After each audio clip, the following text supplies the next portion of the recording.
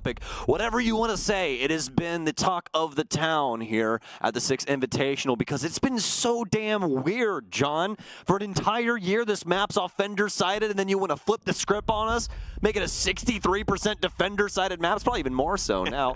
I'll get those stats pulled up for you as I'm working off stuff from yesterday when I read it.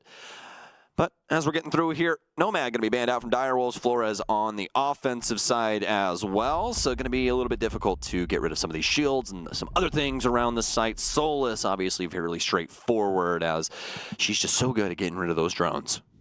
Solus, of course, down for the count once again, as we've been seeing in our previous maps as well. And then a zombie, both of the newer power operators for the defense going to be taken out of play here, as both of them proven far too useful, universally speaking, especially on this map as well. So gonna be taking that. It does leave some comfort picks alive, such as like Valkyrie, so some intel issues could pop up that may prompt a few IQ picks and things of that nature, but all of it will unfold. Speaking of which, Citizen goes right for one of those.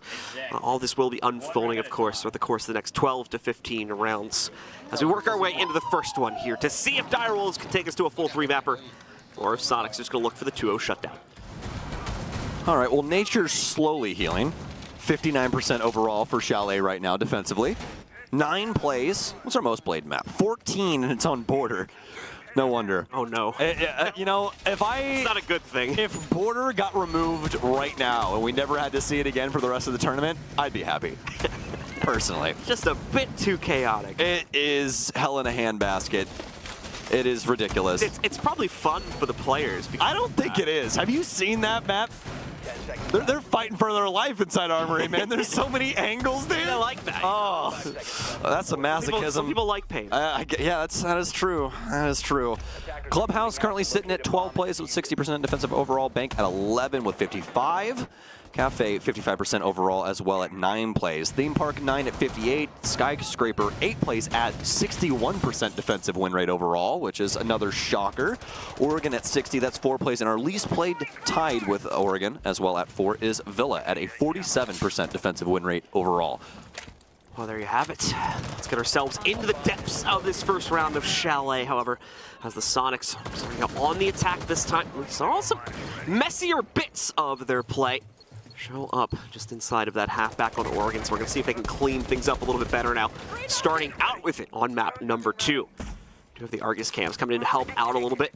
So it's a great map for it. Any map 3 have like very high ceilings or very high prop clutter. This is one where you're definitely going to want to consider bringing 0 depending on the site, just because those cameras can be incredibly useful, especially when placed in the rooms I was just talking about, to spot out things like rotations from your opponents, because those cameras more than likely are going to go unnoticed. Yeah, and vice versa, Valkyrie for the defense as well. You know, you have all those high ceilings, a lot of places to try and stick them on the opposite side of someone's visible angle.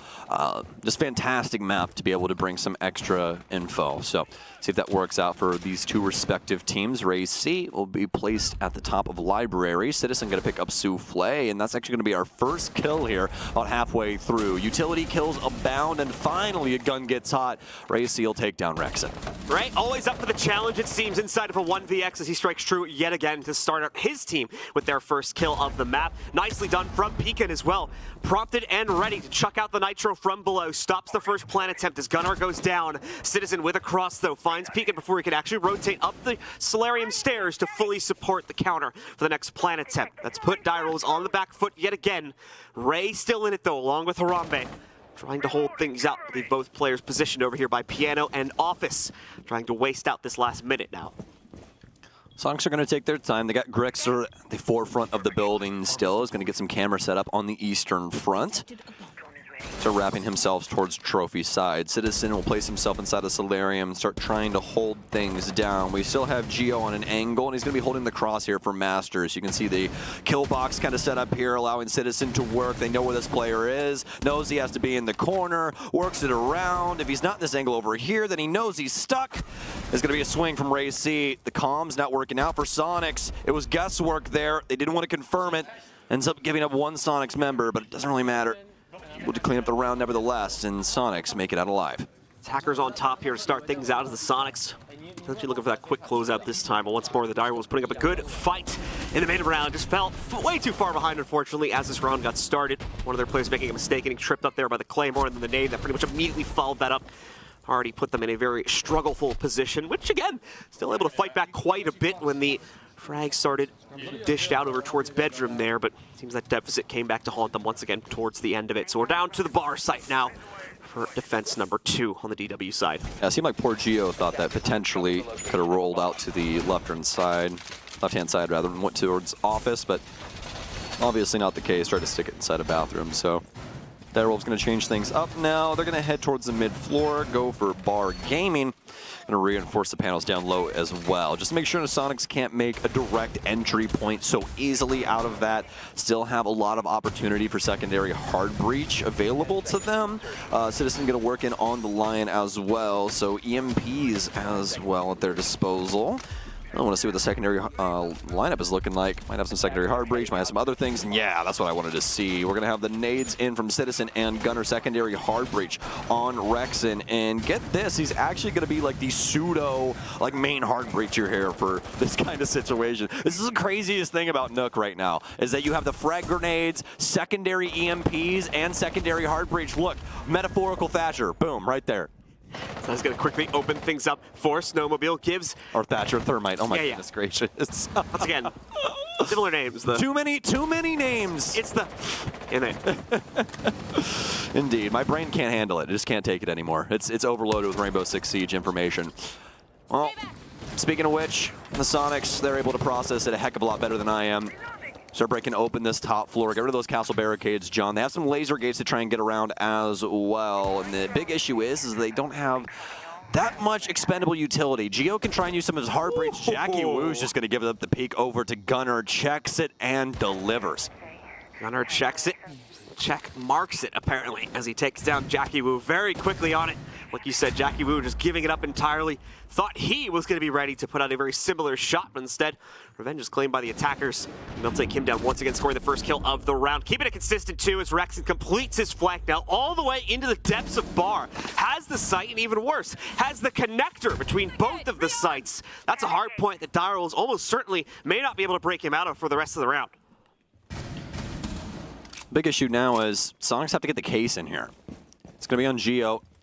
Probably could just influence via the big window. Knows a frost mat's here. They have the hatch oversighted up top as well. Rexen down here, Gunner up top on that library angle. Souffle wins it out. The castle in. They have to win out the gunfights. Big kill here for Gunner. Another swing in here. Souffle knows one has to be closed. Trying to win it out. The stun works. Gio back on the ground he goes. Beacon picks up 1. Lots of damage onto him now, though. Has to worry about 2. Nice angle here from Citizen on the far side. Grenades in here. That's going to be the last one from Gunner. Another one still in Citizen's hands. He's going to swing the door. The pre-fire doesn't land. Little damage off onto Gunner. Don't exactly know what happened there, but doesn't really matter. Nitro out. No damage. Peekin. Back and forth he spins. Knows he has to try and stick at Citizen in pre-fires, and that'll be all she wrote on round 2. Love the confidence in the play from the Soniqs, despite the constant fireback that was coming in while they attempted to get the plant down on the ground. Any hesitation in that plan or in that push towards Billiards there, more than likely, in my opinion, would have led to a Direwolves round. But Soniqs keep themselves on that hunt and are able to lock in the position because there's a little bit of that hesitation on DW's side too, and thankfully the more aggressively lean positions from the Soniqs are able to set themselves up for success, which like we see here in the replay right now. All right, well, let's jump back into it. The alarm out of my ears there for a split second. I honestly thought we had a round bug for just a second there, but thank God we did not. Knock on wood. John visibly saw it. He heard it. It happened. Don't worry. All the bad juju is gone. Nobody touch a mirror. No mirror breaks. No ladders. I don't think I could see a sound, but... Well, you heard it. There's no way you didn't. Yeah, I heard it. Okay, good. See? We have an audio witness, I guess. But either way, Direwolves are going to be headed downstairs. All of the defensive sites on this entire map are over a 55% defensive win rate right now.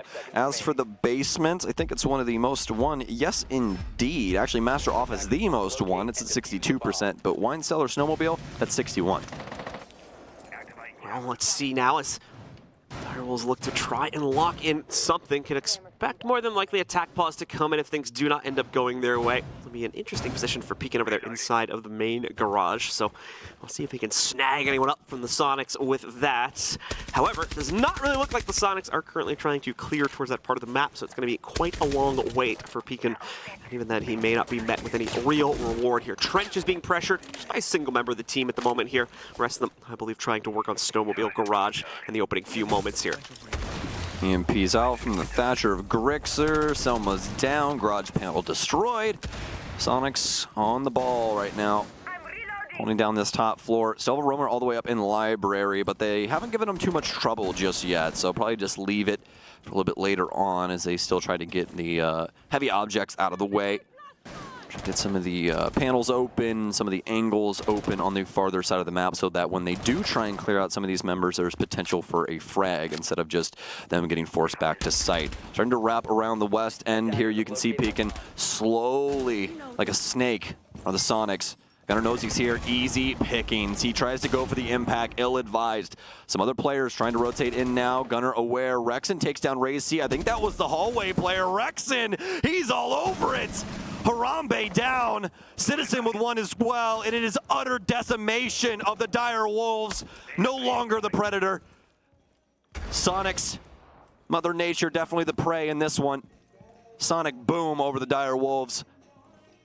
Souffle, the only one left remaining. He doesn't even have his own sight, John. Souffle's just listening to music right now. I would be too, man. Chilling out. He's having a drink. I would pretend I'm the janitor and just like let him. Good job, guys. I'm just cleaning the floors. I'm just the housekeeper. Don't worry about me. I'm just here to clean up your mess. I'd be like, no habla, no habla. Please, no. We've got Souffle moving forward now. Nitro in, just trying to guess here. See if he can shut things down, but it's not going to end up happening. So that is going to lead into a flawless round for the Soniqs as they take swift control of the situation. And yet again, continue to stunt any hopes the Direwolves getting off to a good start here inside of map number 2. Mind you, of course, this is the Soniqs map pick, so somewhat expected, but past this point, this is where things get a little bit dangerous, especially since we're not going to see attack pause come in from DW on this round, in my opinion. Well, you got the mic down, so maybe we do. Hold on. Maybe? Maybe he just likes his mic sitting down. Yep. I was about to say, round's already loaded. Guess he just likes his mic just resting down there. Usually our coaches have those up, so that's on me. Apologies, everybody. But Soniqs looking like judge, jury, and executioner here on Chalet, constantly dealing the death blow to Dire Wolves on every round respectively thus far. Round 4 on the docket now, and they're going to try and change things up yet again. A Mute Mozzie combo running into this might try and help Dire Wolves get some more positioning around the map. It is going to be the most successful bomb site in the entirety of the map that they're now going to in Master, as well as Office. See if they can make something of it. 5 seconds to insertion. This will be round number 4 for the Soniqs. First, a run around for DW. Let's make that return to the upstairs hold here for the players over on the Soniqs. No huge surprises when it comes to the lineup. Going to be bringing pretty much the same exact composition with a few stylistic change-ups that they brought on this last attack. Maybe just, I think, the Twitch being added into it this time. Actually, a little bit of a better capability to insert that gadget into the depths of the site and knock out some key pieces of utility. We still have the goo mines from Jackie Wu that need to be worried about. Those mute jammers, of course, if they can be found out. Potential magnet sniper, too, could also help things out for the execute. So plenty of targets for those little shock drones. Yes, indeed. And Citizen can probably work it out for him as well with the IQ, so might be able to illustrate a couple of things for him. Crap load of time in order to do so as well. Geo tried to hit the trick shot. Definitely not a part of FaZe. They're staying in Brazil for now. Guess we'll keep them in North America. Pekin will pick up one, though, onto Citizen. Saw him trying to work, I do believe, the eastern side there. You going through Trench? I don't see a body there. Whatever it was, might have been a run out for him as well, but either way, that's a dead Citizen, and that's a player that you most definitely want off the board. Gunnar already making up for it, though, as he finds Harambe elsewhere on the map. That's going to be the Mute eliminated. Jackie continuing to cause problems as he finds his first pickup here. Back over on the Legion. One for him. Peek on as well with the Nitro, and it sings. Had Rexon trapped in the depths of Library. That'll be the call out from Ray to prompt him to be there, and then shuts him down. Grixer trying to go full control, just takes command of the site, or at least attempts to. He goes 1 for 1 against Jackie Wu there before being traded. Geo now alone. It's the instant down against Jackie to eliminate him by a sudden Nitro. I don't even think he fully realized that was one as it went soaring past him there for a moment. Tried to dash past it, but a little too too late, unfortunately, as the utility is king here for our defenders as they finally get onto the board with some nice usage of it. Death by sudden force, it seems, for a lot of this team. As Nitro's cells constantly taking them out at the legs. Soniqs finally lose a round here on their offensive side, making Chalet look playable from this end again. Bring Twitch and open up west to the west default. Okay, I got Twitch. Take bomb 2. Alright. Conversation going on there. Gunner's going to grab Twitch. Looks like they might be going on the west end here. Break things in on the top floor. Usually when you see pushes coming for this kind of a site, there's kind of two ways you can do it, right? You can kind of get some pressure going in down low and then kind of build it up with the big window take. And a lot of teams will end up defaulting to that later on in the round. But what we see from a lot of squads is trying to get some pressure in on the north side. You know, get up top on the top floor near like Solarium, Master, that kind of thing, and then work your way across. You just need to make sure that you have those rotations cut off downstairs, and that's why we see the Soniqs talking in a manner that they are. But also, with all that being said, you can see the offensive lineup also changing quite a bit here, so that could all be null and void as well. The Soniqs could just go for a fairly direct angle here, especially with Gunner working his way in. I mean, there's a bunch of different ways you can work Capital. They don't have the Womai discs in, and with that big pick, I legitimately think he got pre-fired inside of Fireplace. That's so very unfortunate for Pekin. He's constantly been a saving grace here for Direwolves as well. Just bad rotation timing, unfortunately, therefore. Pekin gets caught between a rock and a hard place, quite literally. And two in a row here. Jackie Wu also caught. This one, of course, not an accident. This one probably intentional, as Jackie is found out. It's any correlation to the previous round. Somewhere in the depths of the library, more than likely is where he was found out. But still, a 2-0 kill lead is not what the Direwolves need here, especially considering they just won their first round. To win it and then immediately drop the next one, it's going to be a massive deflation of their egos here for not only the remaining portion of this half, but could potentially have some ringing effects going into the second half too. At least one of those micro incendiaries has gone out to try and burn some of these positions away, and it seems to have worked. Rexon absolutely slaying right now. 2 more kills on the board, Souffle being the most recent. Harambe, all that remains here now in a 1v5, not a single point of damage. Well, now it has been done to his opponents. At least gets that one trade, but other than that, it's a flawless one coming in from the Soniqs. Well done from them. A little AIM Labs episode there from Rexon on Ego Balcony. I'll take out 2 members in pretty quick succession. Nice shots back and forth. And you can just see that a little bit of timing. Both of the 2 players just not playing together on that. While he's taking that fight with the man over on the window, you got to swing that Souffle. You cannot wait for the decision to be made in that fight. You're giving Rexon that split moment that he's been training for his entire life to transfer that side over to your noggin. Works out for him swimmingly. Soniqs are looking indomitable right now on the offensive side. Just that little slip up. Must not have had the warning sign on the floor. Ended up falling down for just a split second, but now bouncing right back. Looking to take round 6 here as well. Could be a 5-1 half for them, and they are changing up a whole plethora of operators for this. Full swap up here as the Soniqs potentially not expecting to go back down here so quickly. We're just wanting to mask the entire lineup. So we still had a lot of ringing effects, it seems, to move over into potentially either a kitchen attack or something similar to that had we gone for that site. But the Direwolves shake things up. That's going to shake up the Soniqs' own roster. Fika and Lion end up in the lineup when everything is said and done, along with Citizen, of course, back over here. Onto the Nook, too. Going to be very individualistic for this round. He's brought the nades this time, too, so he'll get the support he needs from his teammates if there should need to be any form of that one. Looking to make potentially a solo entry over here towards Trophy, but he's got to hold it back. Can't be too overzealous. It's going to lead him into an early grave. Well, by the end of this, Vigil might have more play than Glass. Been seeing a lot of teams try to work the Glass in, but now we're getting later and later into the tournament. Players are starting to lean on their favorites, John.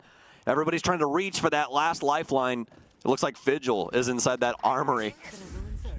Oh, Soniqs, it's going to be an aggressive play here, and I'm here for it. In they go, shotgun blast. Harame gets 1. Lots of damage dealt either way. Nitro up, but Pekin won't commit to it. Harambe's going to continue to hold down this angle. Jackie Wu with a big kill here. Harambe could have a pretty positive swing. SMG-11 back out, smoke into Gunner as well. He has EMPs here, so he cannot influence that position, be a frag grenade. 3v5 right now. Direwolves, definitely the best round we've seen from him thus far. Plenty of time still, of course, for the Sonics with them having attempted this so early on. And a good spot from Gunner right here, although the Mozzie has now picked up on it. So more than likely going to be giving up this position. He's well aware of the push that'll be thrown against him, but he still might not be able to do anything about it. Remember, it's Pekin here. He's already low, but he takes the challenge at perfect timing. Rexon still mid-flash toss there, reeling from it. Gets caught out, and Pekin gets away with one. Gunnar finally trading out the first kill of this round for the Sonics. Harambe also being down there, so maybe we're not done just yet either, as the Sonics now have access to the site. But will they actually be able to take it here? Still being at a disadvantage on a 2v3. Scariest thing about this entire situation is that Citizen has plenty of timing plays available to him that aren't available to a single other person in the entire game, all because he's Nook. Audio going to be extremely useful, especially with that pickup. They have so much time at their disposal, John. They can get it done right here. It's going to be a big pick. Oh, Gunnar gonna have to slip in behind the fridge. They know he's here. Prone angle for one of the players. Citizen's going to rotate back up the stairs, and this is what I considered at that time. Looks like it's going to be a fake here. He's going to get Gunnar out. I absolutely love this from Citizen. So very smart. Using this help presence sensor to its maximum potential. See if they can potentially get some pressure on that far side. Citizen's going to let this build back up and let Gunnar start to deconstruct everything on this far side here. Big pickup from him. Now they just need to move in. He might be able to just solve it here. Who needs a puzzle when you have a fist? Should be the plant. Big plays here. Plant might be coming in here from Gunnar. Nice shots. Gunnar has to stick this. He's able to clean it up. He has to push through. All the comms coming out. Shotgun in hand. Oh, it's so very close on the HP. Back and forth they go! Ray C, he doesn't fully commit. Such low HP punishes him, and the shotgun gets it done. I think Gunnar thought the game was over. He stood up and took out all of his stuff at once. He's like, yeah! Oh, wait, we still got another half to play. Oh, all right, I'll put my buttons back. He's got quite a few rounds to go. Gunnar, calm down now. He still needs 2 more. To be fair, I would have been shaking in my boots knowing that guy is a SAS operator with a shotgun on the other end of that pillar. The fact that he wins this, Ray C, just not willing to commit there. You have the strongest shotgun in the game. Do something. Which is not a characteristic of Ray C from the previous clutch rounds we've had from him. Go back to the rounds where he was playing like defense on kids upstairs in Oregon. He just pushed directly into 2 players through rotation points and things like that. So just a little bit, just some jitters in the moment there from Ray. Overthinking. Unfortunate. Yeah, overthinking it, overplaying it to an extent. Ends up costing him the round. Very unfortunate. That would have made things a lot more workable going into the second half as well. 2-4, down to a 1-5. The Sonics only need 1/3 of the remaining regulation rounds, and this map is theirs. Maybe that's the Big Ben passive that we haven't been talking about. You know, if you take down Citizen, you now quicken your boots for the remainder of the round. It happens to the best of us. And honestly, you got to give them the benefit of the doubt there. That is such a hard-fought round, especially up against the Sonics. And it's been like trying to get blood from a stone from them, honestly. Like every single round that they get is the hardest fought thing in the world. It's like pulling teeth. So, got to give them over that. I want to give them that at least benefit of the doubt. Dire Wolves. Looking to see if they can get something going on this offensive side. Gunnar already looking to nip it in the bud from inside of games. Has some presence coming in from Mud. It's going to be Ray C, but not a single other Dire Wolves member home as of right now. And that's what I expected. Ray C thinks that he's going to get away with something a little cheeky. Just open up a door or something like that and maybe go back over to his teammates on the other side of the map. But Sonics are better than that. Dire Wolves already down 1 player. Have to take things a bit more cautiously now, but at the same time, it's not necessarily the playstyle they've been working themselves into throughout the course of this series, so maybe hard to switch things up here, especially when you consider how proactive the Sonics have generally been. Oh, Pekin, though, getting away with one as he begins his ascent from the bottom of blue. Catches Gunnar, none the wiser to it, finds the even exchange. Re-equalizes the situation, can reignite a much more aggressive Dire Wolves here as they don't have to worry about that excess deficit that they're playing against now. Harambe with the pop open to get access towards office here and clear out the remainder of the second floor extension. It's actually a big reinforcement. Unfortunately, does not reveal a whole lot as the Sonics are not playing into office at all right now. They've already fallen back entirely to the depths of Solarium and Master Bedroom. So that breach, while it is going to make things easier later on into the round, in the current moment, unfortunately, does not accomplish a whole lot. Oh? he did it. What? Oh, there's a yellow ping there. Yeah. Where I was gonna say that was ridiculous that they knew, but Gunner's camera probably up top inside the rafters discovered him and they just yellow pinged him down until Gio was able to pick him up. Unfortunate there for Dire Wolves. They lose very, very important character. Player had their phone out too, I'm pretty sure, so yeah. head to rights. Yeah, these kids and their phones. Beacon goes down. That's the Dire Wolves trying to do something here. They know where Jackie Wu is now. The counter angle's been discovered. Souffle taking a lot of damage, and a nice discovery there from Grixer. He's going to get immediately picked up from Harambe, though. Souffle just sends it directly into the building without any caution. Throwing it to the wind. Harambe now in a 1 versus 3. He's pretty lucky that nobody can jump out the Solarium windows either, because I'm sure that would have happened. Harambe continuing to wait for an opportunity to maybe get a first kill and at least open up the pathway into the site, but he's revealed it now. He's thrown out a few of those passing shots, and even worse, as I've just now realized, Case is down on the 2nd floor. Really does not have a hope in the world of closing out on this one in any realistic sense. So just baiting out the tide, trying to bait out for kills. Hey, and he gets one too. But the round will still go over to the Soniqs quite convincingly. 6-1, now the scoreline, 1 round to go for the Soniqs. I absolutely love Citizen's reaction there. Just a little shrug. He's like, what are you doing at the bottom of the stairs, man? He's like, come on, you got 2 seconds left. You're all the way in the basement? Yeah, 6-1 timeout. Yeah. Oh, 6-1 timeout, apparently. Are we calling attack? Who's calling attack? true, It's Dire Wolves. All right, yeah, I'm with you, Citizen. Let's listen. We're not doing side pressure before it's clear top ground. Like, we're missing the steps. We're not patient enough. We're not communicating properly. Like, that's what's missing right now. So, like, if we clear top floor first, we need side pressure. So they can't just focus completely on the top. And then if you clear top floor, then wait until someone is on the window before you push. It's as simple as that. So we're missing it because we're not patient, we're nervous. I'm not sure why. But we did this 10,000 times in scrims. Why are we not doing it now? It's nothing new. So we can't do it. We just need to do it. We think about it. Okay? All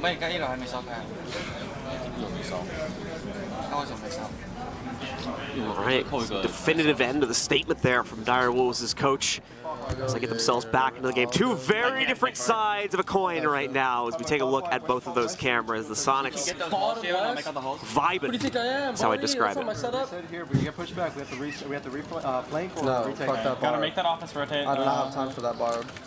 Thank you. Oh, I love the energy, Grixer. Realist with it. He's not trying to make any promises he can't keep. He's like, nah, Ben, I can't do that. I'm sorry. No way. No way in hell, man. If you want that done, you go do it yourself. Oh, you got to feel for Dire Wolves. You got to preach what you practice. Looks like the communication is just out the window for Dire Wolves. If that's the one key point that the coach kind of missing there. The whole reason, no communication, John. You got to be on the same page when you're making those kind of moves. The patience game comes from knowing what your other teammates are doing. If you don't know, well, it's kind of hard to in Siege, right? You have no mini-map. You got to look around like this is Overwatch and there's a bunch of silhouettes around and figure it out yourself if nobody's telling you what the hell's going on, man. So it's all about the communication. If your team doesn't have it, then, I mean, up the creek without a paddle. That's exactly where Dire Wolves are right now. Especially with that race he played the last one. I don't want to see him do this again. If he hops in here and dies in a similar fashion, then I just simply don't know what to say about a situation like that. Lots of damage coming off onto Citizen, though. Citizen does survive it, so possibility for him to come back a little bit later on into the round. But Ray C, for the most part, especially looking back on map number 1, it's not necessarily true here for our second map. He's very much been the playmaker for me in this series on the team. So if he goes down this early, then that is the beginning of the end as far as I am concerned. Peeking maybe to save things as he's been looking a little bit more promising in this map specifically, but what more can you expect given the scoreline and the overall outlook? Even if Dire Wolves were to rebound, win this map, take us to a 3rd one and win that one, it still does not change their fate, because they are going to be eliminated at the end of this match, irregardless of the result of it. So I think that reality has settled in a little bit for the team. Maybe limiting what we get out of them for the rest of this match, seeing as it's now a 6-1 in the Soniqs' favor. Yeah, Dire Wolves, no matter what way you shake it, are punching their ticket home, but it's just how long can they stay on the stage? Looks like they can stick around a little while longer. Rexen with some damage onto Jackie Wu, but he quickly fires back, dumps a nade in. Nobody will be able to recover Rexen. No man's land is what that's considered. So he's quickly blown up. It's a 3 versus 4, but we've seen Soniqs get out of this before, just like that. Nice little trigger pull there. Quick, concise, clean from Gunnar. Wow. Souffle even had the angle there, but since Gunnar hopped over that, his ankle's kind of in the sky, literally dancing on top of those bullets. Jackie Wu goes for the swing, and once again, folks, no communication here from Direwolves, no connection. Everyone off doing their own thing. They try and set up the offensive matrix, but not coming to really much. And I think that little situation there that Racy just went through kind of tells you the full tale of this game.